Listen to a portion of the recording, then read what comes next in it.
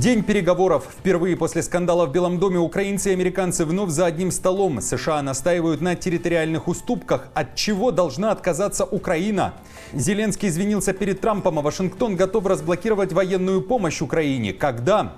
Выходят ли ВСУ из Курской области? Ситуацию впервые прокомментировал главком Сырский. Что происходит? Тайный и богатый гражданин Узбекистана купил квартиру за $5 миллионов. Откуда деньги и где приобрел элитное жилье? Чечня требует разблокировать Телеграм, а у берегов Британии катастрофа. Досмотрите. Всем привет, это «Время Прядко», коротко, четко и по делу о том, о чем говорят в мире. Если вам есть что сказать, делитесь своими мыслями и отвечайте на мои вопросы в комментариях. За лайк и подписку буду особенно благодарен. Время начать. Начнем с ситуации в Курской области. На фоне переговоров украинцев и американцев в Саудовской Аравии эта тема не менее актуальная, и они также активно говорят в мире. После 7 месяцев удержания российской территории ВСУ, судя по всему, отходят с ранее захваченных позиций. О ситуации в Курской области накануне высказался главнокомандующий ВСУ Сырский. Итак, вот как по его версии выглядит ситуация на этом направлении. Во-первых, он утверждает, что ситуация на границе Сумской области с Курской областью находится под контролем украинских военных. Далее цитата. Ряда населенных пунктов на линии границы, названия которых фигурируют в реляциях российских пропагандистов, уже фактически не существует. Они разрушены огневым воздействием агрессора. Конец цитаты из официального сообщения Сырского. Он также говорит, что несмотря на то, что РФ привлекла большое количество войск, которые усилены северокорейской пехотой, РФ несет большие потери. Действует ДРГ войска Путина. Каковы потери ВСУ на этом направлении, Сырский не уточняет. Однако сообщает, а далее вновь цитата, «Подразделения осуществляют своевременные меры по маневру на выгодные рубежи обороны». Давайте послушаем. На месте принял решение об усилении нашей группировки необходимыми силами и средствами, в частности подразделениями войск радиоэлектронной борьбы и беспилотной составляющей. Сейчас угрозы окружения наших подразделений в Курской области нет. Подразделения осуществляют своевременные меры по маневру на выгодные рубежи обороны.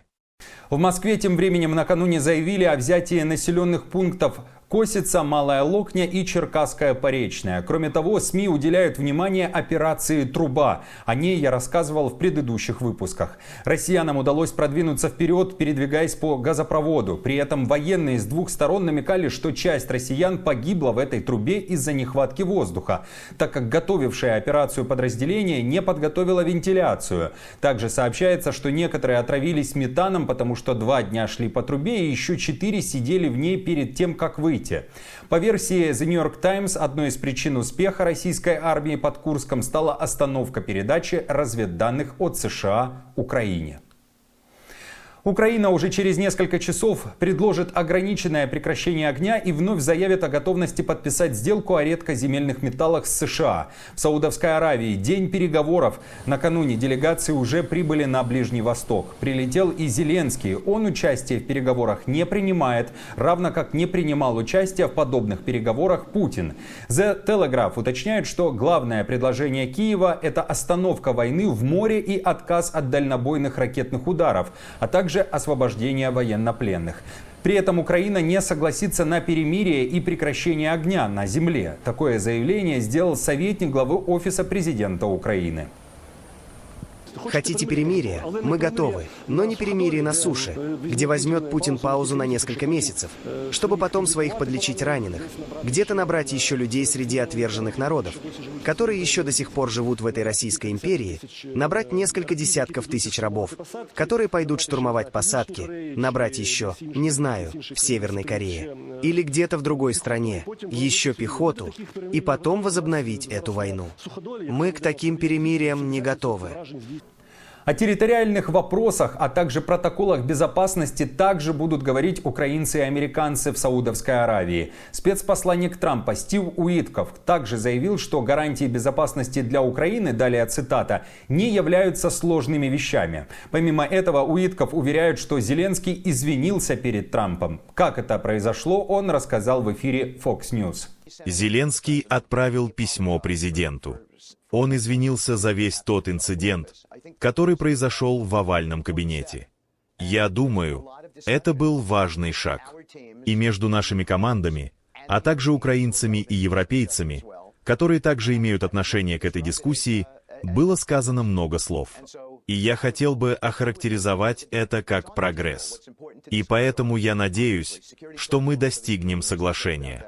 И уже сегодня американский запрет на отправку оружия и разведданных в Украину может быть отменен, если переговоры в Саудовской Аравии пройдут хорошо, заявил госсекретарь Марко Рубио. Но перед этим Белый дом должен понять, на какие уступки Киев готов пойти, добавив, что Украина должна быть готова к сложным вещам, как это сделают русские.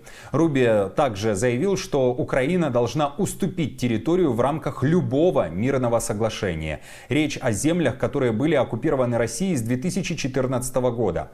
Напомню, что госсекретарь один из членов американской делегации.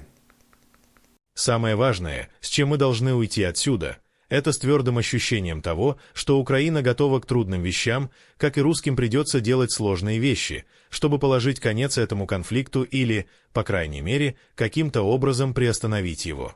Я думаю, что обе стороны должны прийти к пониманию того, что военного решения этой ситуации не существует. За переговорами в Саудовской Аравии активно следят и в Кремле, там также высказались об ожиданиях. Здесь не важно, что мы ждем, здесь важно, что ждут Соединенные Штаты. А на самых различных уровнях мы неоднократно с вами слышали заявление, что Соединенные Штаты ждут демонстрации со стороны украинцев желания идти на мир. Вот, собственно, наверное, этого ждут все. Хотят ли действительно миру члены режима Зеленского или не хотят. Вот с этим, конечно, очень важно и нужно определиться. Катастрофа у берегов Британии – также одна из главных тем мировых СМИ в эти часы. Танкер с авиатопливом столкнулся с судном, перевозившим цианид натрия. Взрыв и пожар вспыхнули после столкновения. Мировая пресса пишет о рисках утечки топлива и ядовитого цианида натрия в Северное море. Экипажу удалось эвакуироваться, пострадал один человек. Авария произошла возле британского города Халл. Танкер стоял на якоре, когда к нему приблизился контейнеровоз «Солонг». Цианид натрия смертельно опасен для живых существ, может выделять токсичные газы при нагревании. Топливо для реактивных двигателей может загрязнять морскую экосистему. Власти экстренно оценивают масштаб угрозы. Береговая охрана Британии ведет расследование. Гражданин Узбекистана купил элитную квартиру в столице Южной Кореи, Сеуле, за более чем $5 миллионов. Сделка настолько сенсационная, что о ней пишет пресса Южной Кореи и не только. Новость уже донеслась и до Узбекистана. Итак, известно, что покупателю 41 год, он приобрел роскошные апартаменты в центре Сеула за 7,4 миллиарда вон, это $5 миллионов 100 тысяч. Это одна из рекордных покупок в престижном жилом комплексе Банпо-Хи, где живут местные звезды и бизнес-элита. Но самое интересное, оплата была произведена полностью наличными. В документах нет ни ипотеки, ни кредитов. Адрес покупателя указывает на корейско-узбекистанскую клинику традиционной медицины в Ташкенте. Недвижимость в Южной Корее все чаще покупают иностранцы. Число таких сделок стремительно растет и уже приблизилось к 100 тысячам объектов.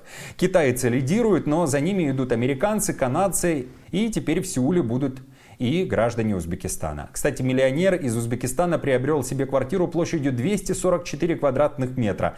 Подписчики из Узбекистана, как считаете, кто этот загадочный покупатель? Откуда такие деньги? Чечня не может без телеграмма. Спустя лишь несколько дней после блокировки в республике заговорили о необоснованности действий российских властей и нерациональности. Министр по национальной политике Чечни Дудаев написал большое обращение к Кремлю в том самом заблокированном телеграме, вероятно, используя VPN. Дудаев говорит о предвзятом отношении, ведь тогда он не может найти других причин, по которым под ограничение попала именно Чеченская республика. Дудаев задается вопросом, чем ситуация в Чеченской республике отличается от других субъектов России. Есть ли в этом субъекте РФ информационные риски, которых нет в других регионах страны? В Грозном призвали пересмотреть решение, учитывая, что все граждане этой республики имеют такие же права, как и остальные россияне.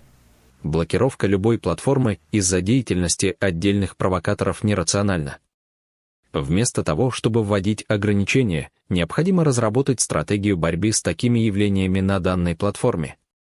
Чеченская республика, согласно официальной статистике, является одним из самых безопасных регионов России. Напомню, что в Чечне и Дагестане Telegram официально заблокировали буквально пару дней назад. По представлению правоохранительных органов, министр цифрового развития Дагестана Юрий Гамзатов говорил, что этот мессенджер часто используют недруги. Это была цитата. Кстати, власти Дагестана также обратились к федеральным органам власти с просьбой пересмотреть решение о блокировке Телеграма на территории региона. Сам же Telegram довольно популярен в этих регионах. Например, только лишь на Кадырова подписано более 2 миллионов человек. Зная, что среди зрителей есть люди и из Чечни, как часто вы пользуетесь Телеграмом, пишите в комментариях. Больше новостей за неделю собраны в плейлист. Если хотите, чтобы это видео увидело больше людей, поставьте лайк. А если хотите поддержать канал, в описании есть информация о том, как это сделать. До встречи!